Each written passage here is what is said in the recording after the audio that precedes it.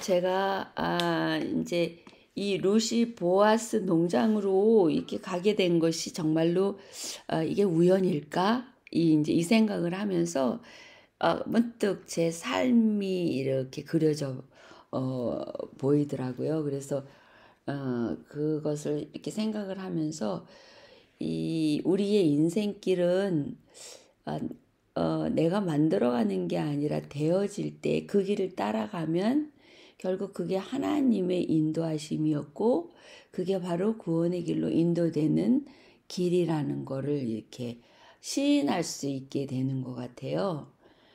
어, 우리 남편이 이제 우리 목사님이 군대 생활을 했고 그리고 근무지가 이제 계속 바뀌잖아요. 2, 3년마다. 계속 바뀌면서 이곳으로 가고 저곳으로 가고 여러 곳으로 이렇게 가게 되었는데 이제 거의 이제 제대할 무렵에는 버지니아로 가게 됐죠. 버지니아로 가서 거기 특수부대였는데요. 거기에서 만난 가족이 있었어요. 아주 특별한 가족이었는데 그 가족을 만난 덕분에 저희가 또 우리 아이들과의 삶의 방향이 완전히 바뀌어졌는데요. 그 만난 가족이 이제 그 여집사님이 남편이 이제 미국 분이세요. 그 삼육학교의 간호 과장으로도 일했었는데 이제 그 개인적인 사정에 의해서 이제 약혼하고 나서 이제 그게 실패가 됐어요. 알고 보니까 아, 남편 될 분이 다른 분하고 살림을 벌써 차리고 있었던지 하여튼 그런 걸 발견하고는 이제 파혼을 한 거죠. 그때 당시 그 오랜 전에는 그것이 참 한국 풍습에 쉽지 않은 일이었어요. 그러니까는 이분이 아주 이제 똑똑하신 분이고 그랬는데 마침 남편 되시는 분이 우리 교회 서든 칼리지 졸업하시고 한국에 이제 근무를 하러 오셔갖고 삼육학교를 방문해서 거기서 이제 토어를 시켜주신 거죠. 이 집사님이. 그래서 이제 만나게 돼서 결혼을 하셨는데 그 남편분이 이, 우리 여기 미국 교회에 인디펜던트 미니스트리 하는 그런 아카데미, 그러니까 아이들의 학교, 고등학교에서 열심히 봉사하시는 그런 분이셨어요. 아주 강직하시고 그야말로 다니엘과 같은 그런 삶을 사시는 가족이라고 제가 이제 느껴지는데요. 이제 그분이 그, 어, 뭐라 그래야 되나, 테네시에 있는 한 아카데미에서 일을 하고 계세요. 그때는 리를 크릭이라고 이름하고 나중에는 어, 헤븐이라고 바꿨나 하여튼 그렇게 바꿔진 학교였는데요. 그 학교에서 일을 하셔서 저희가 그곳을 방문하게 되고 나서는 저희의 삶이 이제 그쪽으로 향하게 된 거예요. 그래서 남편이 하는 근무를 이제 접었죠. 군대 생활을 접은 거예요. 그리고는 그렇게 인디펜던트 미니스트리 쪽으로 관심을 가져서 그쪽으로 저희 삶의 방향이 완전히 바뀌었죠. 감리교에서 우리 재림교회로 바뀐 것도 큰 일이었는데 또 재림교회 안에서도 그런 재림교인 되지도 뭐 그렇게 오래되지 않았는데 또 그런 삶을 간다는 게 쉬운 일은 아닌데요. 지금 생각하면은 그것이 하나님의 인도하심이었다는 거를 이렇게 시인하게 돼요. 그래서 가다가 보니까 예수님까지 만날 수 있었던 여기에 마찬가지로 기근이 있었고 그들이 간 곳이 애굽 땅이었고 거기서 또 남편과 자녀를 잃어버리고 그리고 이방인 그 며느리를 데리고 온 그 나오미.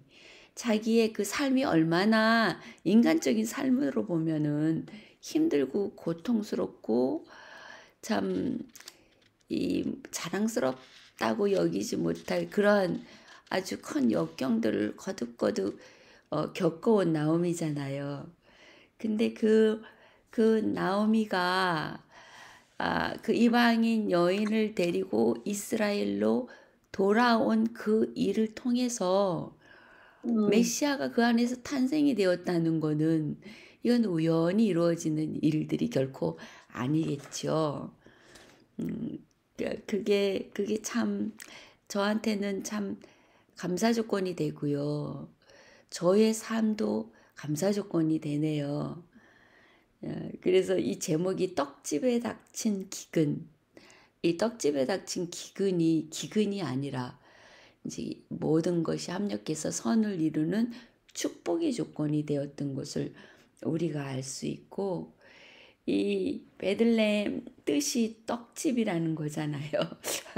떡집에 떡이 없어졌던 것이 그것이 꼭 어, 기근만은 아니었다는 거. 그래서 우리의 삶 속에서도 마찬가지로 아, 우리가 닥친 기근이 절대 기근만이 아니었다는 거는 저희가 이제 그 버지니아에서 어떠한 일이 있었느냐면요.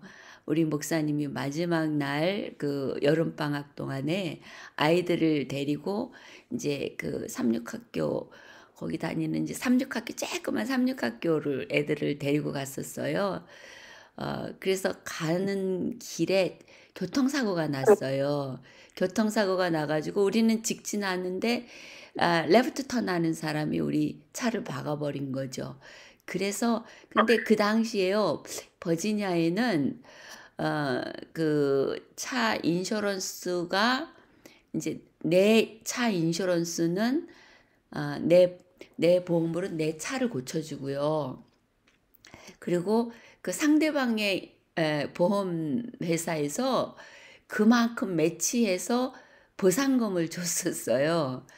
저희들은 이제 항상 궁핍하게 경제적인 능력이 없이 살아왔었는데 그랬는데 거기에서 그 이제 경제적인 능력이 조금 생긴 거죠. 차는 완전히 폐허가 됐는데 또 거기 좀 작은 차를 하나 구입할 수 있었고요.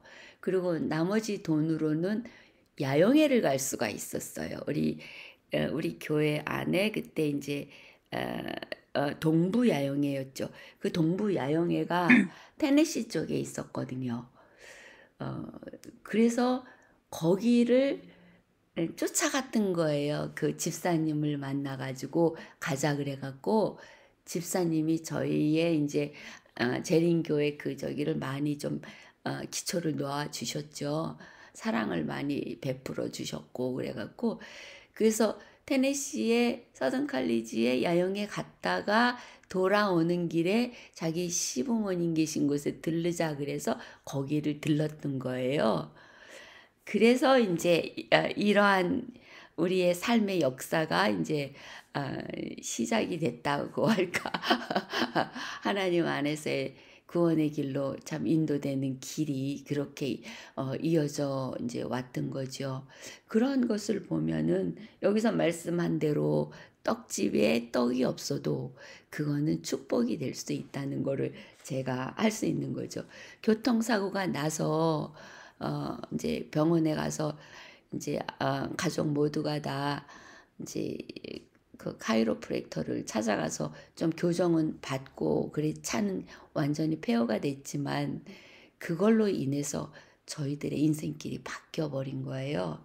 이제 그것을 보고 또 하나님의 역사하심이라고 저는 시인할 수가 있는 거죠. 그렇게 오늘은 그냥 간단하게 제 간증으로 하나님께서 우리를 보살피시고 하나님께서 모든 것을 운행하시면서 우리 하나님의 백성들을 인도하신다는 거 그리고 그 인도하심 안에 메시아를 탄생시키셨고 메시아를 우리 같은 경우는 만나게 해주셔서 구원의 길로 인도하신다는 거 그걸로 간단하게 말씀드리고 또 이화숙님 말씀을 또 들어보겠습니다.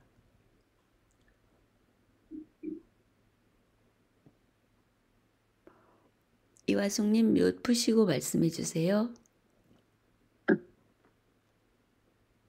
예. 네, 어제는 낮잠 안 자고 지나갔네요. 축하합니다. 좀 회복이 되는 것 같아요. 근데 우리는 낮잠이 필요하더라고요. 피곤하면은 그게 병이 되더라고요. 네, 그게 쌓이면. 근데 뭐 한 며칠은 그냥 자는 걸로 다 지나가고. 그래도 여기 이제 어제는 이제 마늘 심은 그 마늘종 그게 어떻게 한꺼번에 다 올라온 것 같더라고요. 그래갖고는 그 전에 이제 마침 한 분이 자기네가 그걸 따로 뽑으러 오고 싶다고 얘기를 했어요. 그래갖고는 빨리 와야겠다고. 다행히 이제 와서 좀 뽑고 그러면서 참 그게 1년 농사의 결과면서도요. 그냥 거저 주신 것, 길러 주신 그냥 받는 느낌이에요. 그게 내가 얼마나 노력해서 이만큼 얻었기 때문에 이게 내 거다라는 그것보다는 그런 느낌이 아니고 참 풍성하게 주시는 하나님. 근데 사람의 욕심이 아마 그거를 내가 다 혼자 해서 혼자 먹을 수 있으면 혼자 쥐고 있을 것 같아요.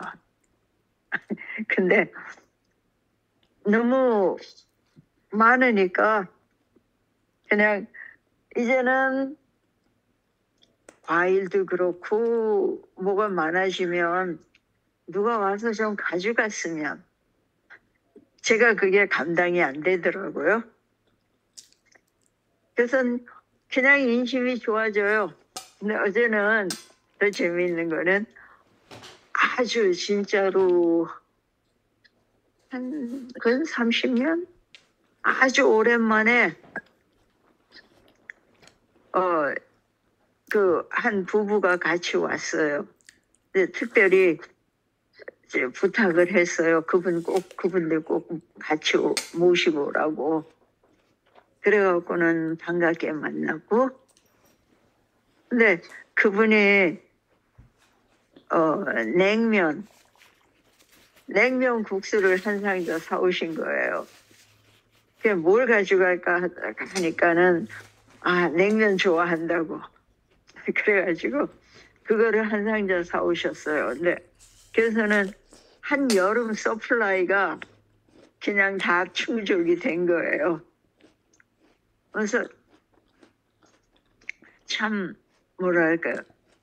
그 하나님이 주신 풍성함을 통해서 서로 나누는 그리고 또 함께 즐거움을 이렇게 맛보는 그런 시간을 보냈네요. 네, 오늘 공부에서는 기근이 들어서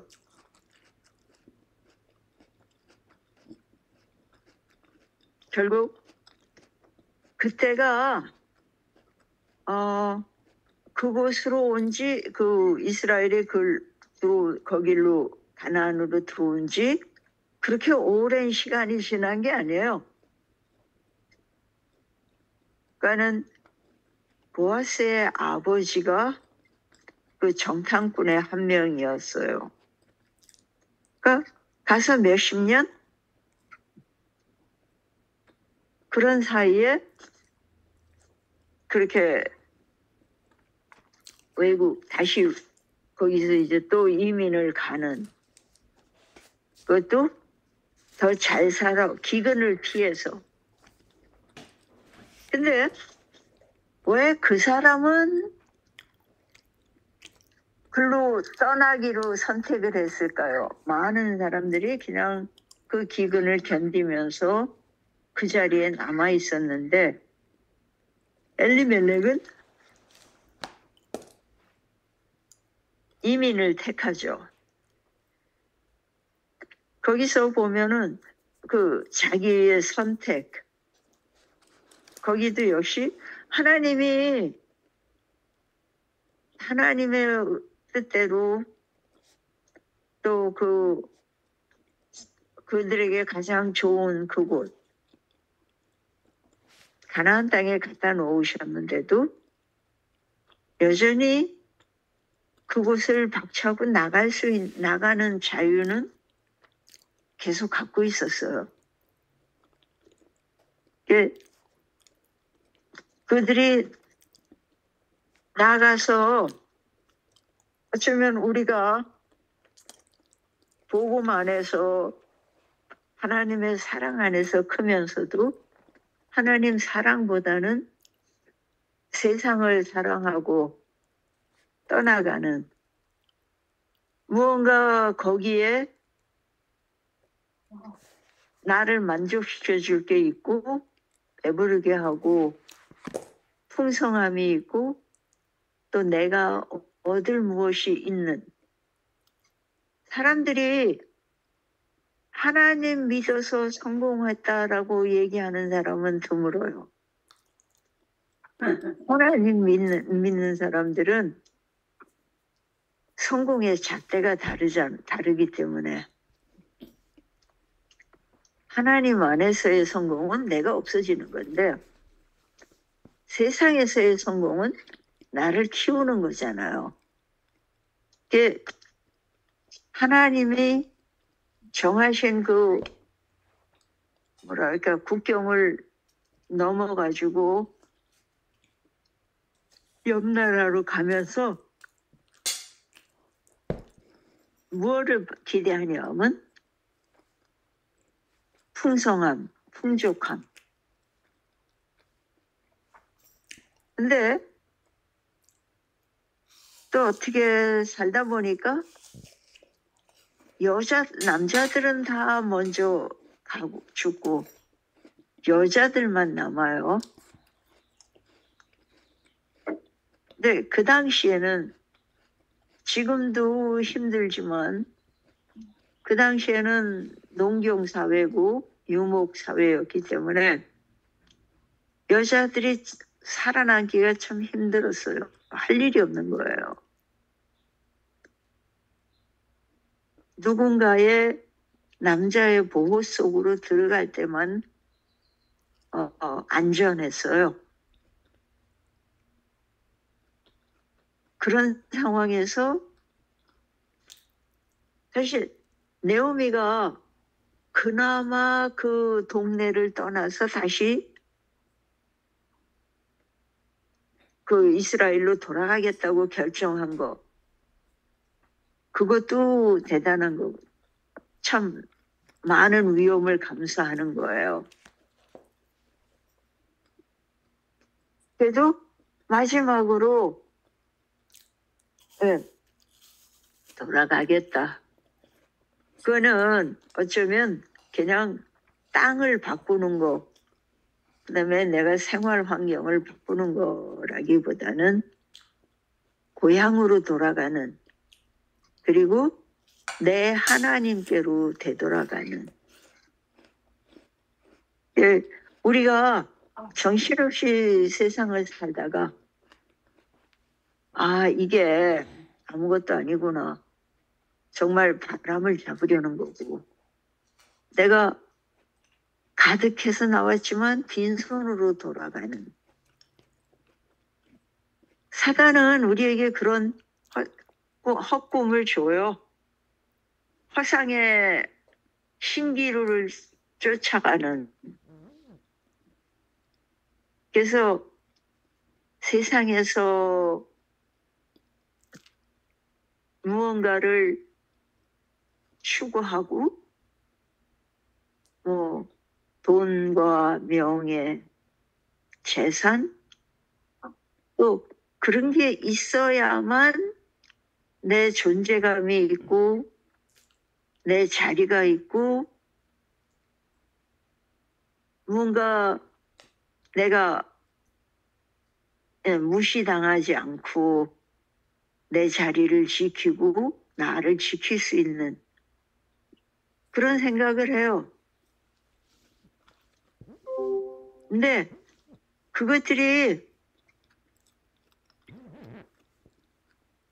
이제 지나고 나서 보면 제가 그저 웃는 소리로 젊어서는 죽어라고 돈 버느라고 애쓰고 그다음에 늙어서는 죽지 않으려고 그 번 돈들을 열심히 쓴다고.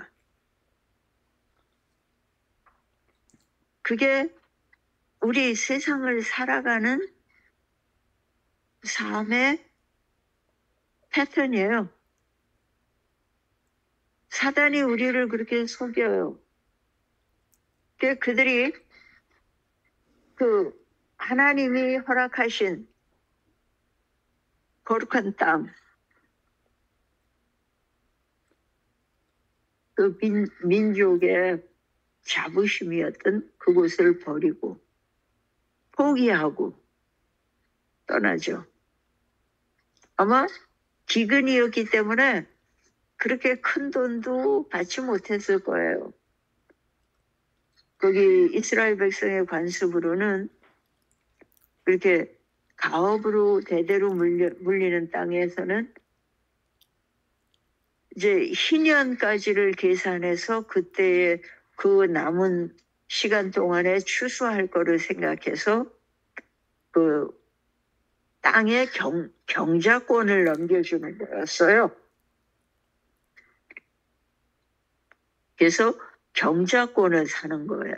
땅 자체는 하나님 거기 때문에 땅을 사고 팔 수 없다. 그렇게 돼 있어요. 그래서 나봇이 이거는 가업이기 때문에 못 판다 라고 나왔던 게 정당한 거였어요. 근데 그것처럼 근데 그들은 그 경자권을 팔고 외국으로 가요. 그래서 실제로는 하나님을 떠나는 게 돼요. 그곳에 가서 살다가 죽고 또 외국인 며느리들을 얻고 어쩌면 이스라엘 백성의 눈에서 보면 그들의 관점에서 본다면 실패한 인생이에요. 하나님을 떠나고 또 자본이 됐으니까요. 그런데 하나님께서는 그러한 속절없고 희망 없고 내일에 대한 기대할 게 아무것도 없는 그 상황에 사람들에게도 희망을 주셔. 그러니까 네오미가 그냥 거기서 그렇게 살다가 갈 수도 있었어요. 근데 그가 되돌아가기로 마음먹은 것. 그냥 거기서는 간단하게 돌아가기로 해서 그냥 둘이 떠나는 것 같지, 셋이 떠나는 것 같지만 아마 그 어떤 대상, 그렇게 그 방향이 같은 상인들을 따라갔든지 그랬을 거예요. 근데 돌아가면서도 희망을 갖고 간 건 아니에요. 다만 하나님 품으로 되돌아가고 싶었던 거죠. 이게 룻이 얘기하잖아요. 그가 네오미를 택해서 같이 가겠다 그럴 때 하는 이야기가 어머니의 하나님이 나의 하나님이 되고 엄마의 백성이 내 백성이 되거다. 그러니까 완전히 자기의 그때까지 살아온 저거를 포기하는 거. 정체성을 완전히 포기하는 거예요. 신을 바꾸는 거예요. 새를 선택한 거잖아요. 그러니까 그가 그냥 돌아오겠다는 거는 어쩌면 우리의 회개하는 과정, 거듭나는 과정, 그것과 같아요. 그래서 새로운 가치관으로 살고 신을 바꾼다는 거는 진짜로 천지개벽할 일이잖아요. 그게 그때까지 살아온 나의 삶을 다 부정하는 거예요. 그리고 실제로 그게 아무 의미가 없어요. 하나님 앞에 섰을 때 내 재산이, 학력이, 또 지연, 학연, 이 세상의 모든 세상에 가치 있다고 해주는 모든 것들이 그냥 아무 빛 바랜 아무것도 아닌 게 되잖아요. 사람이 하나님께서 만나주시고 가르쳐 주시면, 보여주시면 우리가 따라가던 그 세상의 모든 것이 의미 없어지고, 그래서 그 새로 태어나는 기쁨, 그게 그 가치관의 변화, 또 추구하는 목적, 방법, 인생을 대하는 태도, 모든 것이 바뀌잖아요. 룸에게는 이 어머니, 그 시어머니랑 보면서 그걸 깨달은 거예요. 그냥 그 사람이 엄마가 좋아서 그 새로운 사람, 새로운 그게 목적이 아니라 어쩌면 그러한 그들의 삶의 방식에 이끌려서 그렇게 그 결혼도 했을 거예요. 그리고 그들이 그 시집 와서 살면서 그 하나님을 새로 만나고 자기네들의 신과는 다른 신, 창조주 하나님을 만난 거예요. 그래서 그가 그때는 한 번 떠나면 되돌아올 수 있는 가능성이 없잖아요. 그러면은 룻의 부모나 그 친족들에게 룻은 배신자예요. 그리고 단지 그 친족을 버리고 자기 부모 형제를 버리고 떠나는 것만이 아니라 신까지 바꾼 거잖아요.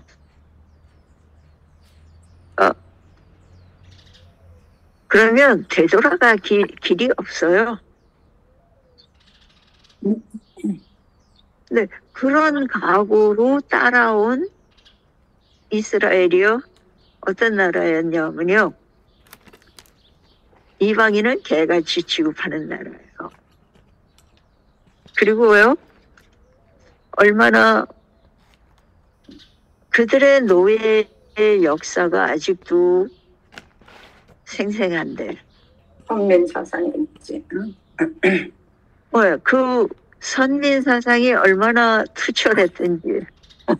근데 사단은 그것까지도 악용해요. 맞아. 그 보아스가 종들한테 그 일하는 사람들한테 그 여자 건드리지 말라 그러죠.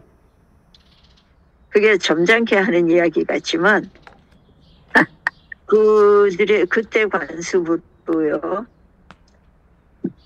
이방 여인을 강간을 해도 죄가 안 됐어요. 사단은 하나님의 사랑을 그만큼 이렇게 트위스트 해가지고 그래 그 이스라엘도 하나님 앞에 죄인으로 만들어 버려요.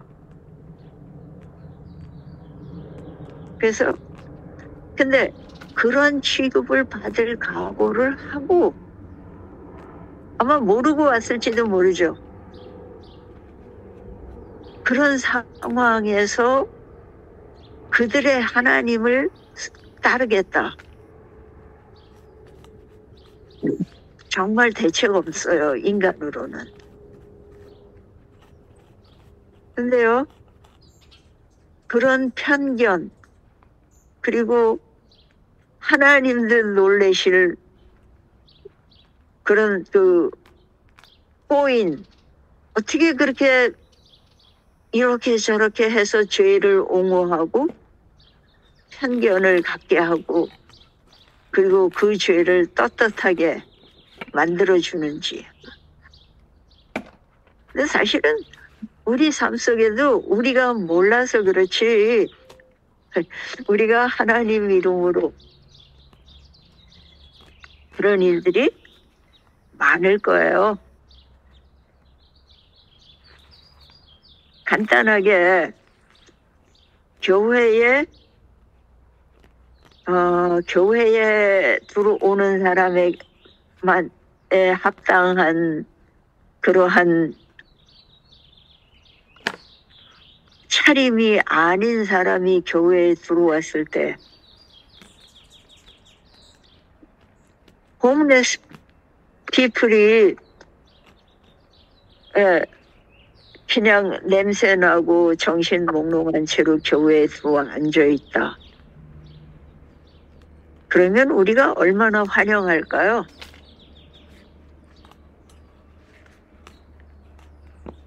근데 우리는 그게 성전이 깨끗하게 하고 예배하는 사람들이 경건하게 예배에 집중할 수 있게 해야 하는 분위기가 있어야 된다는 이유로 질시하죠. 그리고 불편해해요. 그리고 그거 당연한 거잖아요. 근데 아니에요. 하나님의 관점에서는 똑같은 죄인이거든요. 그리고 똑같이 하나님 앞에 나온 사람들. 근데 우리는 그 안에서도 차별이 많아요. 구별이 많아요. 뭐 장로, 집사, 평신도 그런 거는 그래도 나은 거죠. 그 안에서도 그게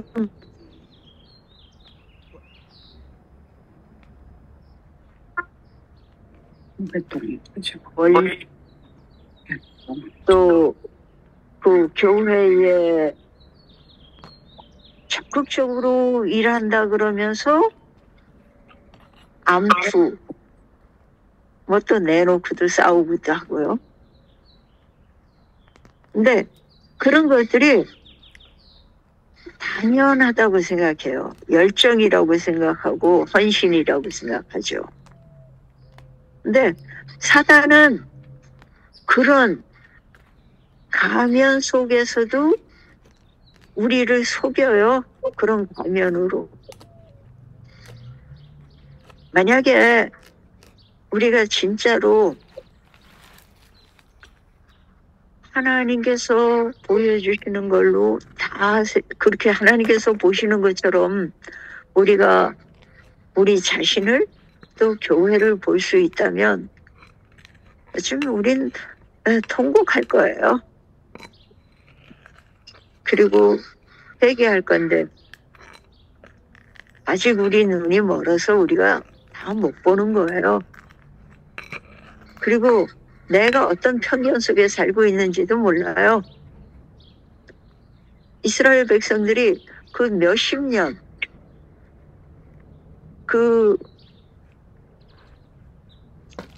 안에서도 그렇게 선민의식으로 그런 말도 안 되는 죄를 정당화하면서 살고 있었던 거 생각하면 그들이 그거를 의식해서 한 건 아닌 것 같아요. 단지 하다 보니 뭐라 그럴까요? 자기네끼리 뭉치다 보니까 자기네만 하나님의 백성인 것처럼 착각했죠. 우리도 그러잖아요. 우리만 구원받는 것처럼 우리만 진리 택한 백성이고 진리 백성이고 우리만 기독교인이고 하나님 믿는 것처럼 하나님께는 모든 사람이 이 세상의 모든 사람이 다 그의 구원하고 싶은 피조물이잖아요. 근데 우리가 구별을 지어요. 그리고 열심히 믿는다고 네 편 내 편. 그게 한 교회 안에서 그래도 네 편 내 편으로 끝나지만 교단적인 편견, 지식, 또 이렇게 옹호하고 싶어 하는 마음. 그러면 거기서 우리가 하나님의 사랑을 어떻게 찾아요? 그래서 여기서도 꾸준히 얘기하는 게 그런 걸 통해서 하나님을 알아가게. 그러니까는 그 이야기 자체가 목적이 아니에요. 그 이야기, 그 사람들의 삶의 이야기를 통해서 하나님께서 어떻게 우리를 인도하시는지 또 어떻게 만나 주시는지를 보고 배우는 거잖아요. 그래서 그것이 예표고 암시고 상징이다. 그래서 어쩌면 또 우리의 삶 자체도 우리를 보고 있는 다른 사람들에게 하나님은 저런 분이야 라는 또 하나의 상징으로 하나님께서 쓰실 수도 있죠. 그리고 우리 하는 그 작은 일들이 그 어떤 사람에게는 하나님의 사랑을 나누는 그 감동을 받을 수 있는 우리는 몰라요. 아까 간증해 주셨잖아요. 그 당시에는 그걸 다 볼 수 없어요. 지나고 나니까 거기서 하나님께서 이렇게 인도하셨다. 그게 보이잖아요. 그리고 그때 사실은 다른 선택에 많은 갈래길이 있었는데 그 중에서도 하나님이 이끄시는 쪽으로 따라간 것. 우리가 하는 거라고는 사실 순종하는 거 외에 그리고 그 순종 속에서 그분이 주시는 거를 누리는 거 외에 한 거는 없어요. 지금 살아있는 지금도 우리의 들숨, 날숨이 자동으로 이루어진다 그러죠. 우리가 숨쉬기를 의식하면서 숨을 쉬어야 한다면 그것밖에 그 외에 아무것도 못한다 그래요. 근데 숨은 들이쉬고 내쉬는 게 그냥 자동으로 돼요. 그 자동이 하나님께서 해 주시는 거예요. 우리는 스스로 당연하게 받고 있죠. 우리의 생명은, 이 생명의 시간은 끊임없이 그 창조주 하나님의 그 창조하시는 생명을 유지시키 주시는 그 힘에 의지하고 있는 거죠. 근데 우리는 그게 내 거인 것처럼 살잖아요. 그리고 그 삶을 통해서 하나님의 은혜로 우리는 그분을 따라가는 거예요. 룻이 정말 하나님을 만날 기회가 없었고, 그 모압 땅에 그 네오미 가족이 살 동안 얼마나 많은 사람들을 만났겠어요. 근데 거의 그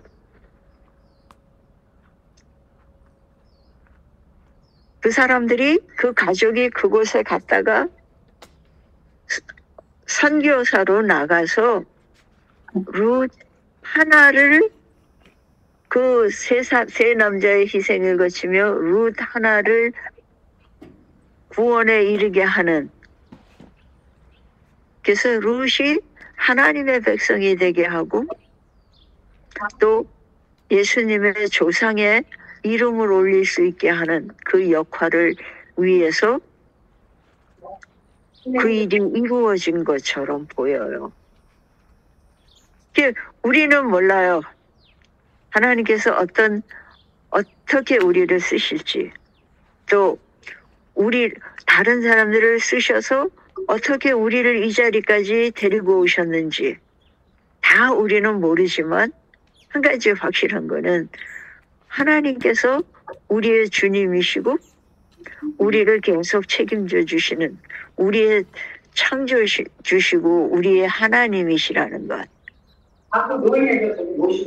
그 일을, 그거 하나로 우리는 그분께 감사하고 그분을 찬양하는 충분한 근거가 되죠.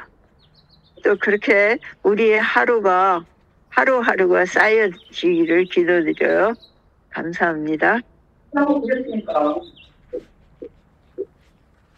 도망가는 것도 지하를 따라가는 거예요. 아니 미치면 하는 게